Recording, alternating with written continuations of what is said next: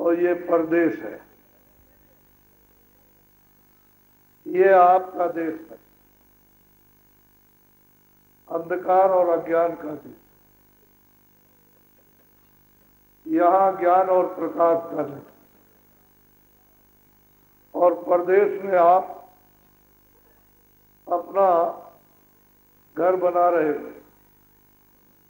कितने युग और कल्प बीत गए, आपको इसका पता भी नहीं। ये नहीं तुम देख रहे हो, समझ रहे हो कि ये सब चीजें परिवर्तनशील है।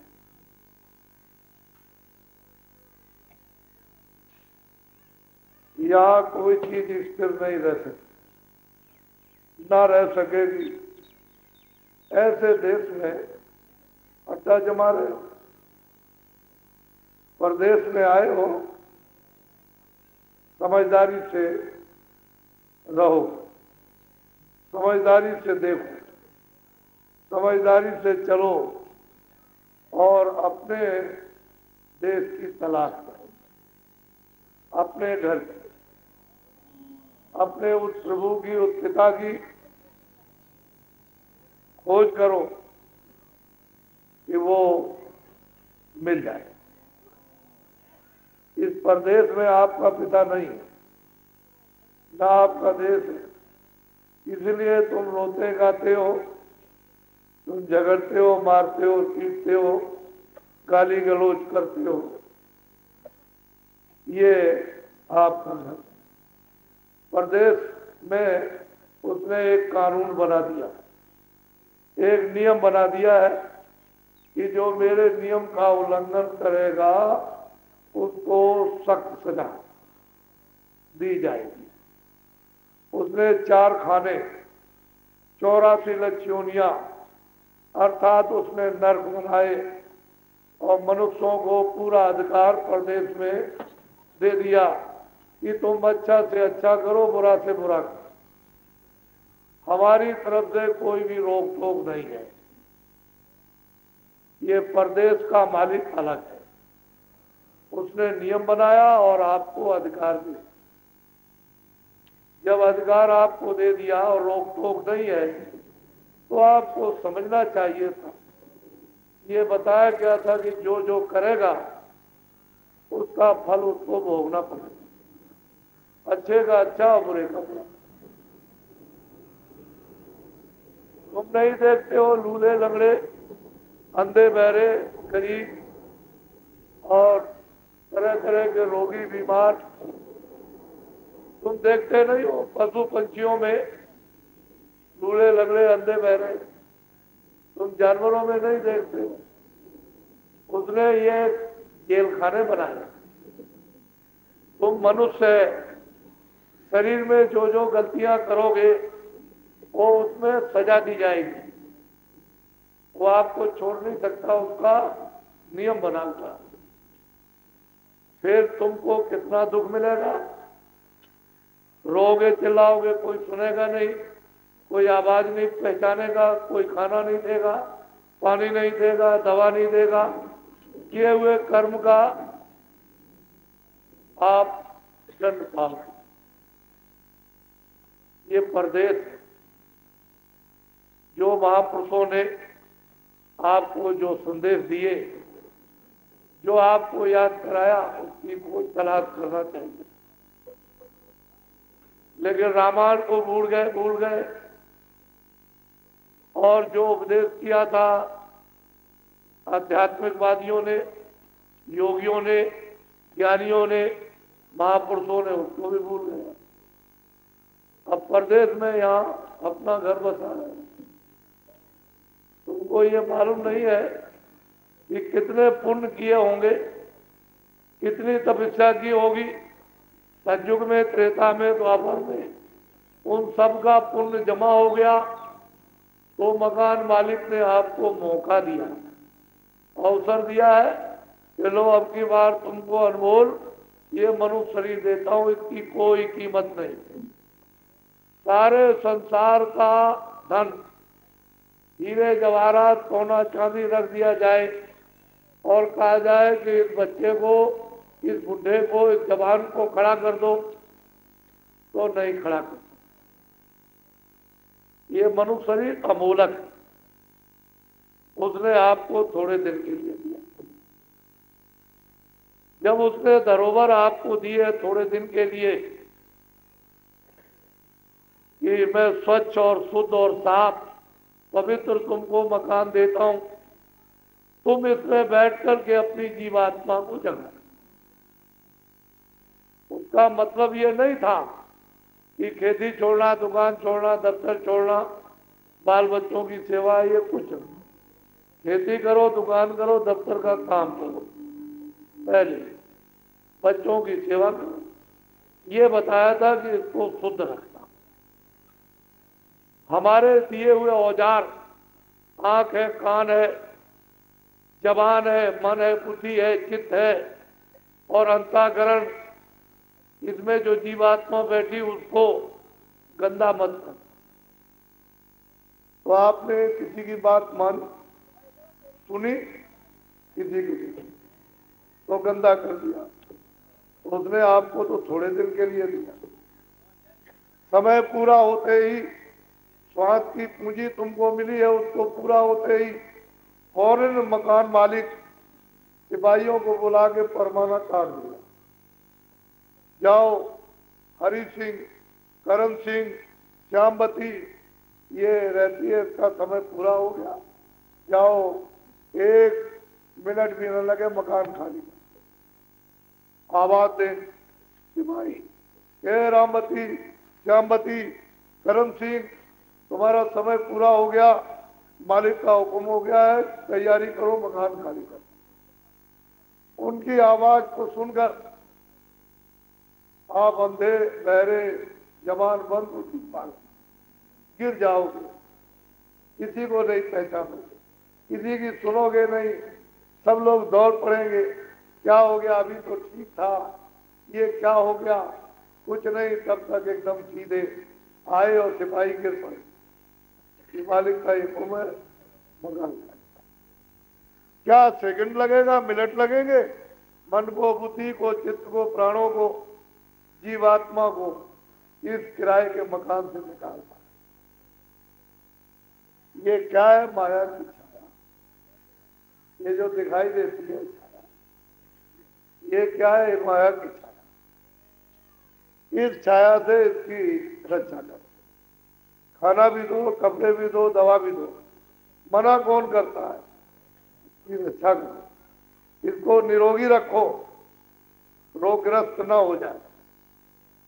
और बच्चों की सेवा, ये अपनी ड्यूटी पूरी कर लो।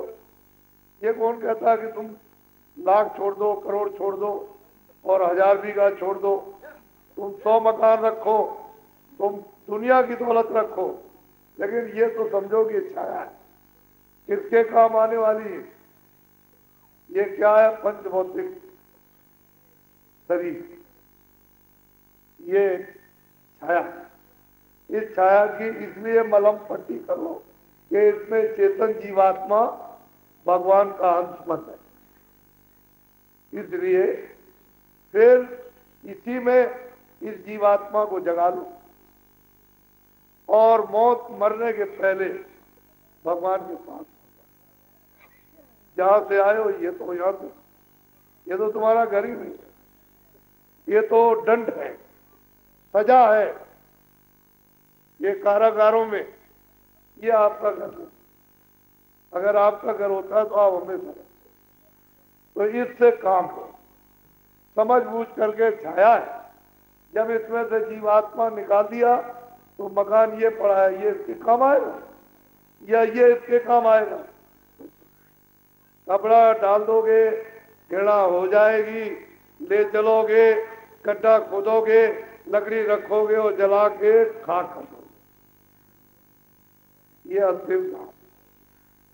तो आपने क्या पीछे वालों को नहीं देखा? कितनों को कंधों पर उठा करके ले गए हो, ये नहीं याद किया आपने? समझदारी से नहीं सोचा कि इनकी बारी आ गई तो मेरी भी आने वाली है, तो आप भूल गए। क्या कहते? नहीं, मेरा क्या, मेरे लोग, ये सब सामान तुम्हारा कुछ नहीं, ये भी तुम्हारा। इससे संबंधित जो तुमने इकट्ठा किया वो भी तुम्हारा, काम ले लो, इसको भी छोड़ दो, ये भी छोड़ दो। नहीं, ये तुम्हारा, ये तो जिसका है उसका, वो अपना ले लेगा, तुम अपना काम कर लो दूसरे मकान में।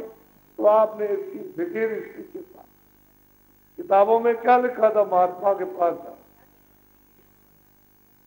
ज्ञानी के पास जाओ, तत्वदर्शी के पास जाओ, ब्रह्मदर्शी के पास जाओ, जो उससे मिला हुआ उसको पा चुका है उसके पास जाओ।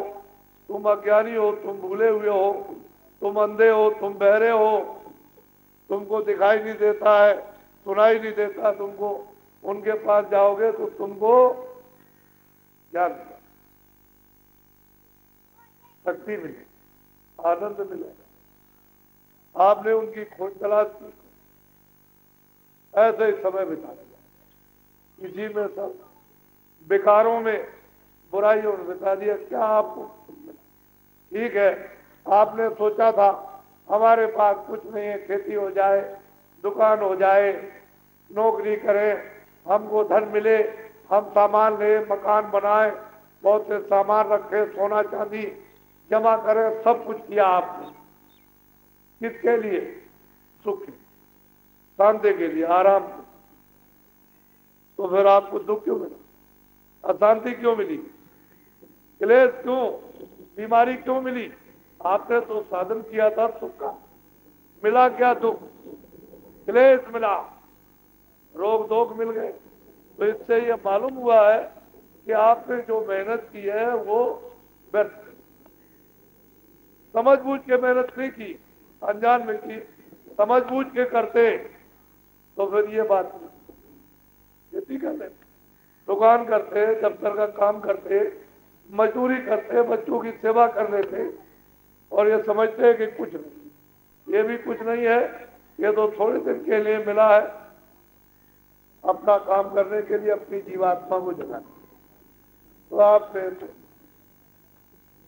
समय चला गया।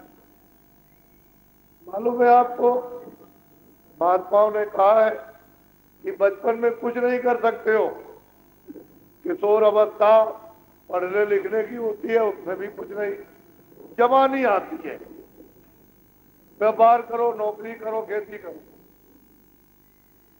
जवानी में बाल बच्चे पैदा करो, शादी करो, बुढ़ापा आ जाएगा तो हाथ पैर थके, आंखों से दिखाई नहीं, कानों से सुनाई नहीं, चला नहीं जाएगा, बीमारी हो जाएगी। तो बचपन में कुछ नहीं कर सकते हो और बुढ़ापे में कुछ नहीं कर सकते हो। अगर आपको अपनी आत्मा का कल्याण करना तो जवानी में खेती भी कर लो, दुकान भी कर लो, दफ्तर का काम, बच्चों की सेवा भी कर लो, सब कर लो, और आत्मा को भी जगा लो। दोनों काम जवानी में करना, आत्म कल्याण भी हो जाए और लोक कल्याण भी हो जाए। और ना आपने इधर का कुछ कर पाया और ना उधर का, बस ऐसा समय जो अमूलक समय था वो निकल गया। अच्छे दिन पीछे चले गए, खराब दिन आ गया। अब रात दिन शोक, घर की लड़ाई, परिवार की लड़ाई, भाइयों की लड़ाई, अड़ोस पड़ोस की लड़ाई, जात की लड़ाई, अरे इसकी लड़ाई और देश की लड़ाई, उसकी, ये सब इसमें फंसते हैं। अब देख तो ये क्या है, सब अंधेरा है, ये सब उत्पाद। तुमको नहीं मालूम है कि दो ही जातियां रहती, एक सवर्ण और एक अवर्ण। जिन पर अज्ञान का आवरण पड़ा हुआ हो अवर्ण, जो अवर्ण को हटा चुके हो सवर्ण, तो सवर्ण तो होते थे ज्ञानी, अवर्ण अज्ञानी, तो यही दो जातियां थी, कोई और जाति आती नहीं थी। उसने आदमी को पैदा किया था, एक अज्ञानी और एक ज्ञानी। अज्ञानी ज्ञानियों, ज्ञानी अज्ञानियों को शिक्षा दे, ज्ञान दे, ये बहू है, बेटी है, ये लड़का है, ये है, ये बड़ा है, सत्य बोलना, सेवा करना, आदर करना, चोरी मत करना, झूठ मत बोलना। ये मनुष्य की जो ज्ञान शिक्षा थी उसको सवर्ण, अवर्ण को शिक्षा दी। इसी के साथ साथ अध्यात्मवादी, जब अध्यात्म आत्मा को जगाने वाले और परमात्मा को प्राप्त करने वाले मिल जाए तो आत्म विद्या, योग लड़ाई हो जाएगी।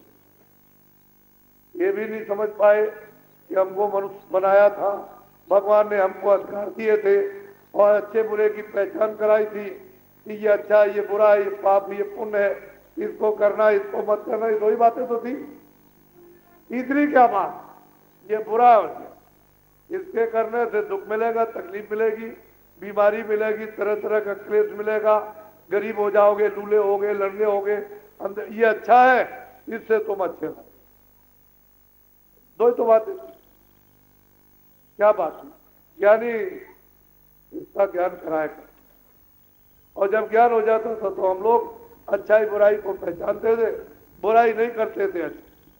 आज के 50 साल पहले के जो लोग हैं, गांव गांव में कितना प्रेम, गांव गांव में कितना सेवा सत्कार, आदर, गांव गांव के अंदर में यानी सत्य बोलना, एक दूसरे के काम आना, अभी बहुत दिनों की बात तो नहीं। तो आपने तो ये सब छोड़ दिया, सगम गदर लड़ाई कर दी। वो ये वो मुसलमान, ये हिंदू, ये। अरे भाई, तुम 100 बच्चे पैदा हुए हो। हमारे हिंदुस्तान में तो इतिहास में है कि एक एक माता ने 100 से भी ऊपर बच्चे पैदा किए। तो 100 क्या एक ही करे काम करेंगे, सब खेती करते रहेंगे। उसमें कोई मास्टर बन गया, कोई काश्तकार बन गया, तो कोई लोहार बन गया, तो कोई बढ़ई बन गया, तो कोई दर्जी बन गया, तो कोई झाड़ू लगाने बन लगा। अब तुम नहीं समझते हो, एक मजिस्ट्रेट है और एक अध्यापक है। लोग आते हैं लड़का देखने के लिए, कह रहे हैं मतलब वो तो अध्यापक है, हमको अगर मजिस्ट्रेट का लड़का मिल जाए तो बड़ा अच्छा हो। है दोनों भाई भाई, उसके यहाँ संबंध नहीं करते, उसके यहाँ। अरे मतलब ये अध्यापक है और इसके बाद 2 बीघा जमीन इसी का भाई है, इससे संबंध नहीं करेंगे, अध्यापक फिर भी ठीक है। तो तुम वहीं से छोटा करने लगे। तो किसने छोटा किया? आपने किया। भगवान की तरफ से और ज्ञानियों की तरफ से कोई छोटा नहीं बना, लेकिन आपने तूफान खड़े कर दिया। तो इसमें आप गिर गए, भूल गए। अब ये जीवात्मा बेचारी, जिसको एक मौका, एक अवसर दिया गया, इसको यहाँ से निकलने का, यानी निर्बंधन होने का, भवसागर नदी से पार जाने का, मुक्त होने का, जन्म मरण की पीड़ा से छूटने का, वो तो सब बस खाते और सो जाते बच्चे। कितनी मंजिल है। अरे ये तो जानवर भी खाते, वो भी खा लेते हैं, बच्चों को पैदा करते हैं, दूध पिलाते हैं, चाटते हैं, प्यार करते हैं, बैठा लेते हैं। उनको भी रहता है कि हमारे बच्चों को कोई मारे नहीं, काटे नहीं। और आप मनुष्य हो, आप तो सबसे ऊंचे। भगवान ने आपको 5 तत्वों की बुद्धि दी है कि भूत का, भविष्य का, वर्तमान का सब कुछ आप सोचो। तो आप उस बुद्धि से भी सोचो। ये परदेश, मैं तो कुछ बताने के लिए आया, कुछ आपको दे दूं इसलिए आया, मुझे कुछ आपसे लेना नहीं। मेरा कोई, मेरे स्वार्थ की कोई बात हो एक मत मानिए, और तुम्हारे सब हित की हो, तुम्हारे शरीर की हो, परिवार की हो, बच्चों की हो, आत्मा की हो, लोक की हो, परलोक की, तो पियो। अरे भाई, तो जो तुम्हारी धर्म पुस्तकों में कहा गया है कि महात्माओं की खोज तलाश करो, उनकी करना चाहिए, उनको ढूंढना चाहिए था। राजा राज छोड़कर, सब खजाना छोड़कर, सब छोड़ के जंगल में नंगा पैर घूमता रहे, और वो तलाश तभी तो नहीं उसको महापुरुष मिले। ऐसे मिलते, ऐसे नहीं मिला। तो आप लोगों ने तो अभी ये सब कुछ नहीं समझा, तो आगे बड़ी तकलीफ आ रही, बड़ा संकट आ। क्या बताया क्षणों में क्या होगा। कृष्ण भगवान समझाते ही समझाते रह गए, अरे भाई मेरी बात को मान लो और मानव धर्म का तुम लोग पालन कर लो कम से कम, नहीं तो पीछे तुम पछताओगे। तो कह लगे वो तो जो कुछ होगा देखना। एक भी बात नहीं, न कौरवों ने मानी, न पांडवों ने मानी, वो देखते देखते देखते देखते जरा सी देश में कुदरत ने चमत्कार दिखा दिया। 56 करोड़ यशवंतियों का सफर। तुमको नहीं मालूम, किताबों में लिखा है जब जब होए धर्म की हानि बाढ़े सुरमा अभिमान। अब क्या है, धर्म गया, कर्म गया, सत्य गया, न्याय गई, दया गई, सेवा गई, सत्कार गया, मान सम्मान सब हजम नहीं करेगा, उबाल हो जाएगा। तो ये कुदरत अपने में हजम कर लेगी, ऐसा उबाल मारेगी कुछ का कुछ क्षणों में होता। समय बड़ा खराब, आगे समय बहुत खराब आ रहा, आपको उसका अनुमान नहीं। लोगों के दिल दिमाग में भी नहीं है कि ऐसा खराब समय आ रहा। दुनिया सारा विश्व चकाचौंध हो जाए।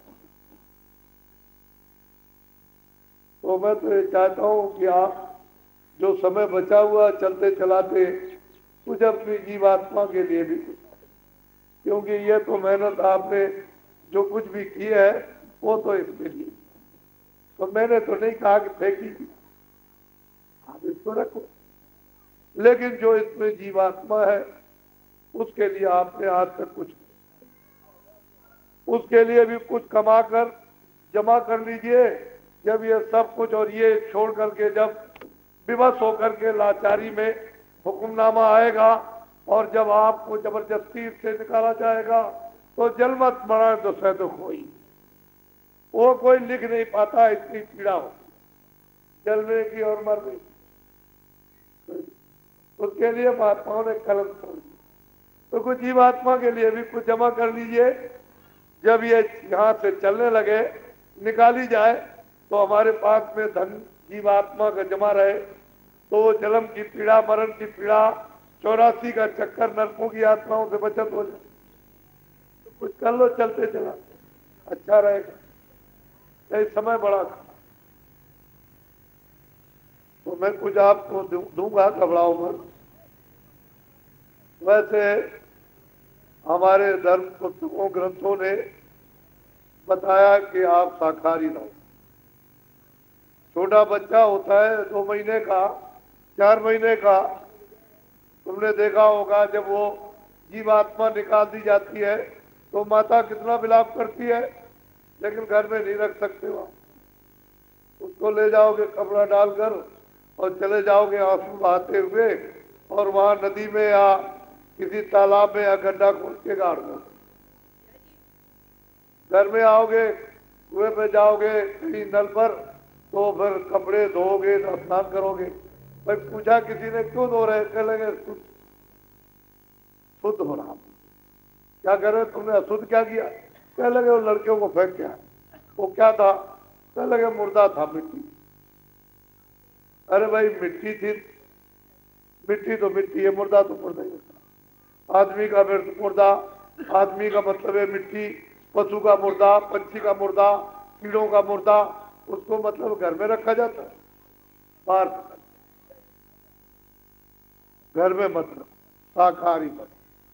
एक बात, अनाज सब्जी फल गीले सूखे 100 बार खाओ।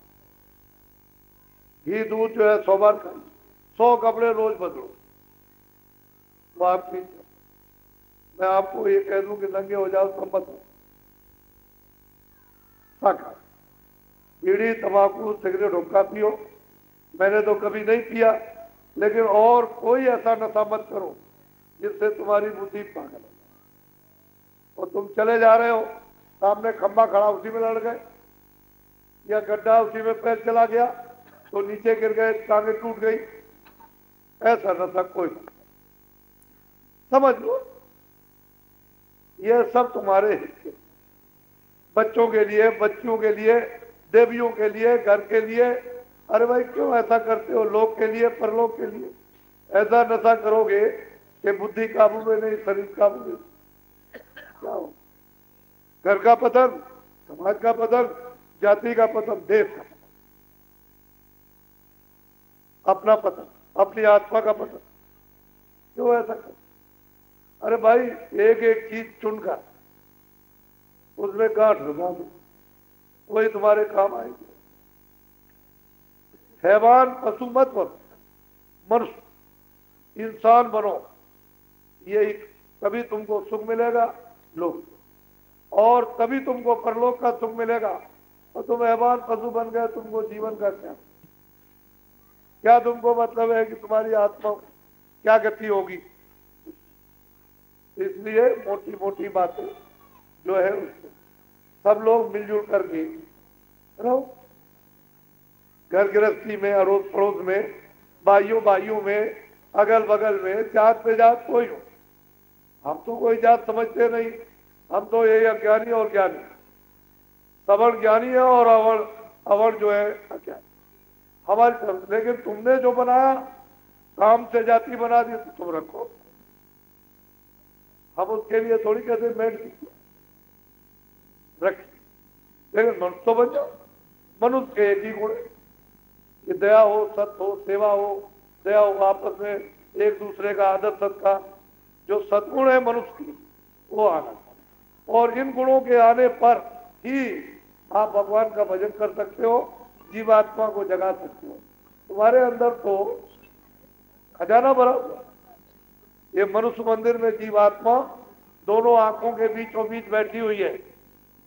तो बाहर की आंखें जब तुम्हारी बंद हो जाती हैं तो ये सब देखना बंद।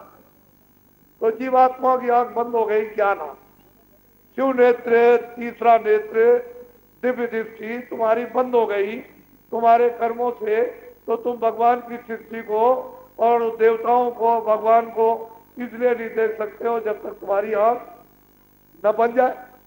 अब तुम किसी के पास जाओ तो ऑपरेशन कर दे, ऑपरेशन, डॉक्टर जानते हैं ऑपरेशन क्यों, कि खराब पर्दा उतार दे, जो अच्छा रहता है उसको छोड़ देते ऑपरेशन। महात्माओं के पास जड़ी बूटी है तो वो लगा देंगे, तो मतलब यह है कि अंजल लगाते ही दिव्य ज्ञान चक्षु शिव नेत्र जब खुल जाएगा तो यहीं से स्वर्ग में, वैकुंठ में, सूर्य लोक में, चंद्रलोक में जाओ, यहीं से जाने का रास्ता। नारद भी गए यहीं से, और ब्रह्मा भी यहीं से गए, विष्णु भी यहीं से गए, और शिव भी यहीं से गए, और मीरा भी यहीं से गई। तुम सतयुग का बात, त्रेता की और द्वापर की और कलयुग की, तो मैं बहुत सी चीजें आपको बता दूं कि यहीं से जाते हैं, अब भी जाते हैं। लेकिन जब ऑपरेशन वो ये डॉक्टर नहीं कि ये लोहे वाला लगा दिया, वो अलग दवा, वो औषधि अलग है, औजार अलग, और इनके पास में इस शरीर का, इसका तो पंचभौतिक का कर देंगे, लेकिन वो जीवात्मा का ऑपरेशन नहीं हो। तो तुम्हारे पास तो सब कुछ खजाना है, जीवात्मा भी है तुम्हारे पास, और मतलब यह है कि जीवात्मा का भंडार भी भरा हुआ, उसकी शक्ति का, ज्ञान का, आनंद का सब कुछ है। लेकिन तुम सब कुछ होते हुए अज्ञानी बन करके चले। वो ममता में मालूम है, मोह सकल व्याधन कर दूंगा, सब व्याधियों का मूल मोह। कितनी व्याधियां, एक दो बेहोश कर देता है, सन्नपात हो जाता है। किसी की बात सन्नपात में सुनने को मिले, समझोगे न, सुनोगे न समझोगे, क्यों आज सन्नपात है, तो सन्नपात आया हुआ। इसे तुमको क्या मालूम है कि मनुष्य शरीर क्या है, ये ऐसे मिलता है। इतने युग तुमने कष्ट उठाए, तब ये पुण्य जमा हुआ है, और उससे आपको ये दिया। ये एक नौका है जिस पर जीवात्मा को बैठा दिया। अब इसको इस नदी से बड़ा भारी सागर अज्ञान का, इससे पार उतार दो, तो यही से दरवाजा जाता है, यानी यही से उसको सवार कर दो और पार उतारो। पर जब महात्मा मिल जाए तभी हो सकता है ऐसे। तो आगे समय आपके लिए अच्छा,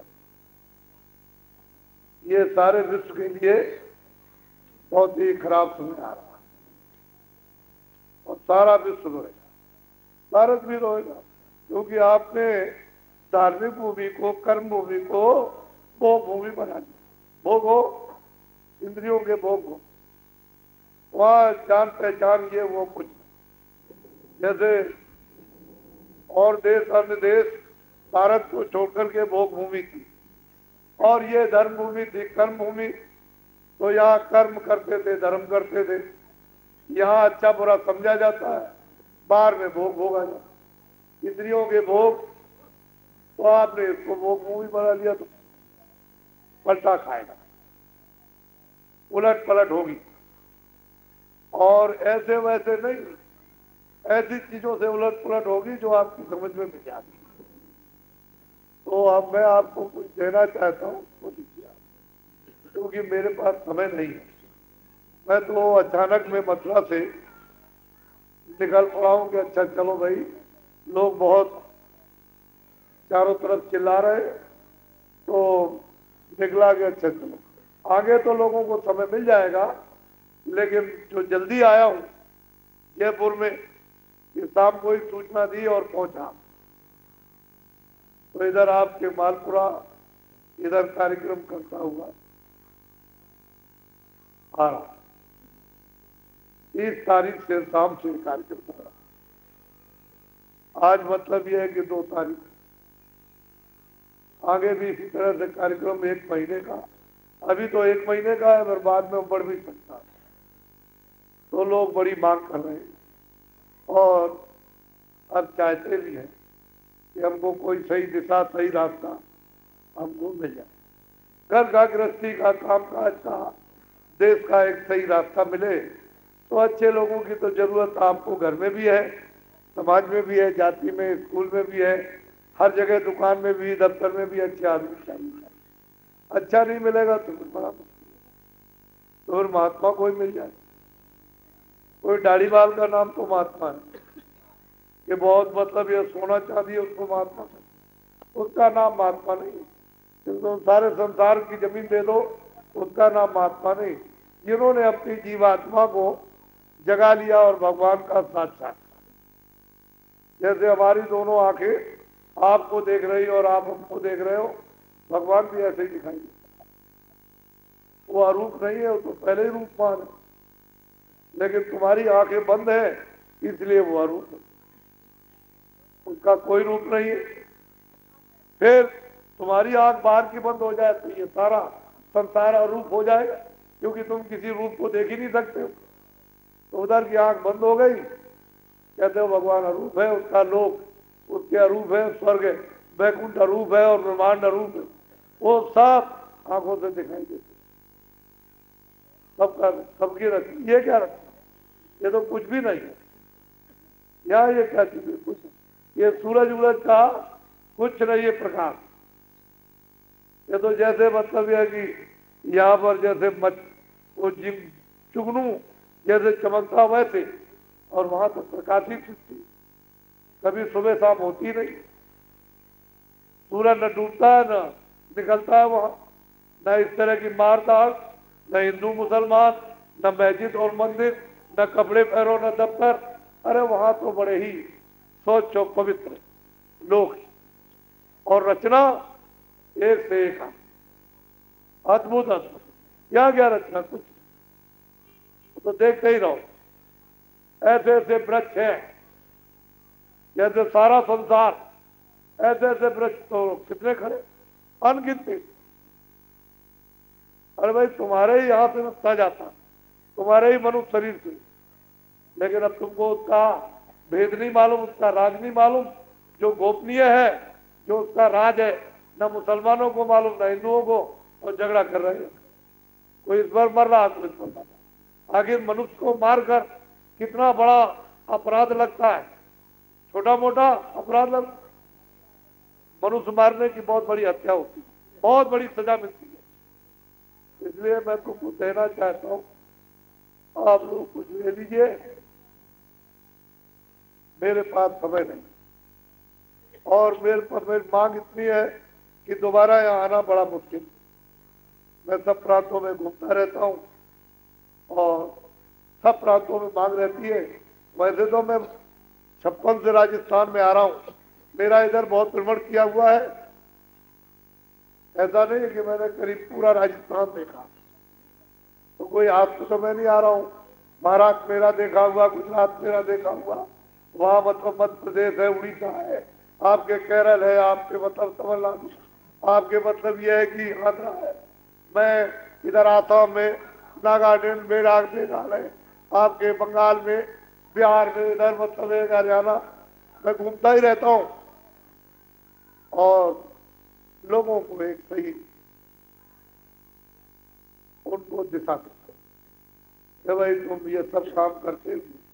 और मैं किसी को साधु नहीं बना, मैं किसी को साधु नहीं बना, सब अपनी अपनी गृहस्थी में रहो, जो काम करते हो अपना कर, खेती दुकान दफ्तर का, बच्चों की सेवा का, आए गए सत्कार का।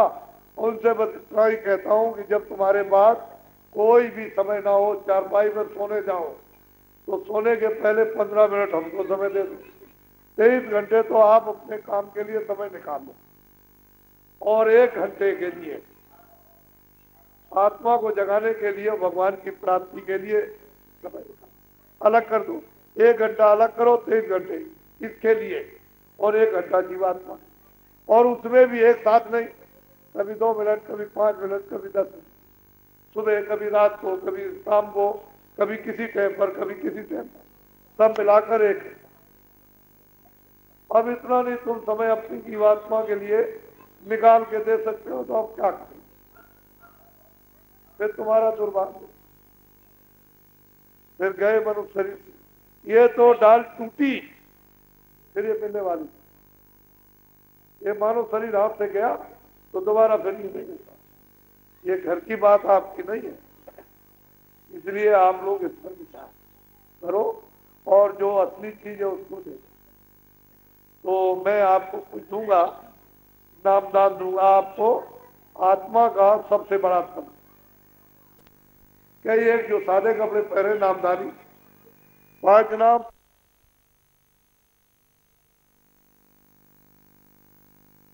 और इनमें से कोई याद कर ले और पूछा जाए तो उसको बता दो, टाट वाला मिल जाए या आप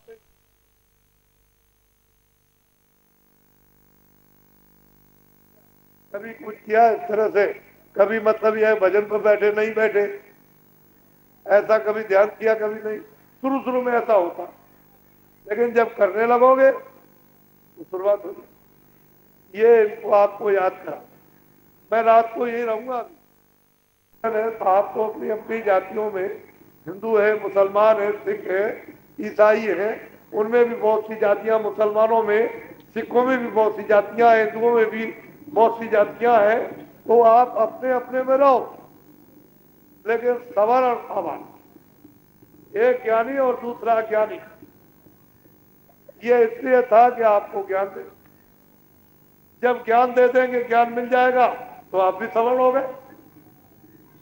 तो आप जो लोग बच्चे पैदा, बच्चियां पैदा, जो अज्ञानी, उनको ज्ञान दो, जब उनको ज्ञान मिल जाए तो सवर्ण एक तरफ से आते जाए, दूसरी तरफ खत्म होते जाए, क्योंकि यही तो जन्म और मरण, जो आएगा आवरण, जो यहां रहेगा ज्ञान देगा उसको। जब दोनों अज्ञानी हो जाओगे तो क्या मार काट, फिर बेइज्जती हो जाएगी, अपमान गाली गलौज। तो ये ज्ञानी और अज्ञानी, इसमें लड़ो झगड़ो मत। छुआछूत किससे थी? चोरी से थी, झूठ से थी, धोखे से थी, मारपीट से थी, गाली गलौज से थी। अरे भाई, बुरी संगत से, चोर की संगत चोर, डकैत की संगत डकैत, झूठे की संगत झूठे।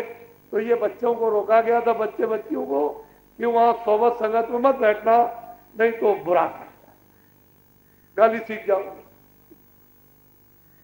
अपमान सीख जाओ। तो आप बच्चों को रोकते, इसी तरह से आत्म कल्याण के लिए रोका जाता है कि बुरों की संगत मत, अच्छे लोगों की, जो दिन में काम करते हैं ईमानदारी मेहनत के साथ, खेती दुकान दफ्तर का काम, और बच्चों की जो सेवा करते हैं, और फिर आदर और सत्कार, प्रेम और दया जो रखते हैं, ऐसे लोगों की संगत करते हैं तो बुरा। तो ये तो छुआछूत और क्या, छूत लग गई बुरे हो जाओ, अच्छे लोगों के पास बैठोगे छूत छूट जाएगी, यही तो बात हो। तो लड़ो झगड़ो मत, सब प्रेम आपस में मिलजुल करके रहो, एक दूसरे के काम आओ, हिंदू उनके, मुसलमान उनके, सिख उनके, ईसाई उनके, एक दूसरे के काम आओ। तुम इबादत करो, तुम पूजा करो, वगैरह ये पाठ करें और वो प्रार्थना करें, लेकिन जब तक नहीं समझ में आता तब तक कुछ ना कुछ करो। पर रास्ता तो सबका एक ही आने का, एक ही जाने। वो तो महात्मा फकीर मिलेंगे तब कुछ होगा। तो जो कर रहा है वो करो।